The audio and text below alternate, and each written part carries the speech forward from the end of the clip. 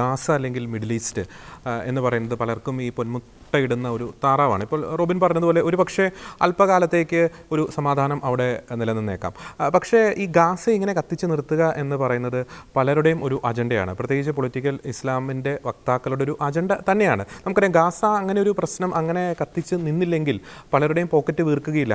ഈ ഗാസ ഇങ്ങനെ ഉയർത്തി കാണിച്ചിട്ട് വേണം പല തീവ്രവാദ സംഘടനകൾക്കും അതിൻ്റെ പേരിൽ ഈ ഫണ്ടിങ് മേടിക്കാൻ. നമുക്കറിയാം ഈ പൊളിറ്റിക്കൽ ഇസ്ലാം വളരെ കാൽക്കുലേറ്റഡ് ആണ് ഇതിന് കളിച്ചുകൊണ്ടിരിക്കുന്നത്. ഈ ഗാസ ഈ ഒരു വിഷയം അവിടെ ശാശ്വതമായിട്ടുള്ളൊരു പരിഹാരം ഉണ്ടായിക്കഴിഞ്ഞാൽ യൂറോപ്പിൻ്റെ തെരുവുകൾ കലാപകലുഷിതമാക്കാൻ ഈ കൂട്ടർക്ക് സാധിക്കുകയില്ല. ഈ പാലസ്തീൻ എന്നൊക്കെ പറഞ്ഞ് ഇങ്ങനെ മുദ്രാവാക്യം വിളിച്ച് കലാപകലുഷിതമാക്കാൻ ഇവർക്ക് സാധിക്കുകയില്ല. അതുവഴി ഫണ്ടിങ് മേടിക്കാൻ ഇവർക്ക് സാധിക്കുകയില്ല. അപ്പോൾ വളരെ കൃത്യമാണ് ഒരു കോമൺ ആയിട്ടുള്ള ഒരു കോസ് ഇങ്ങനെ ഉയർത്തി കാണിക്കും. അതിൽ ഒരു മതപരമായിട്ടുള്ള ഒരു അജണ്ട, തീവ്രവാദപരമായിട്ടുള്ള ഒരു അജണ്ട, അതിൽ ഒരു തരത്തിലൊരു വൈകാരികമായിട്ടുള്ള മനുഷ്യാവകാശത്തിൻ്റെയൊക്കെ ഒരു കപട മുഖം അല്ലെങ്കിൽ അത്തരത്തിലുള്ളൊരു കപട മേമ്പൊടി കൂടി ചേർത്ത് ഇങ്ങനെ ഉയർത്തി കാണിച്ച് അവരുടെ ഒരു അജണ്ട നടപ്പാക്കാൻ വേണ്ടി അവരുടെ അണികളെ ഇങ്ങനെ വൈകാരികമായിട്ട് ഇങ്ങനെ പ്രചോദിപ്പിച്ചു കൊണ്ടിരിക്കാൻ അവർക്കൊരു കോമൺ ആയിട്ടുള്ളൊരു വിഷയം വേണം. അതാണിപ്പോൾ ഗാസ.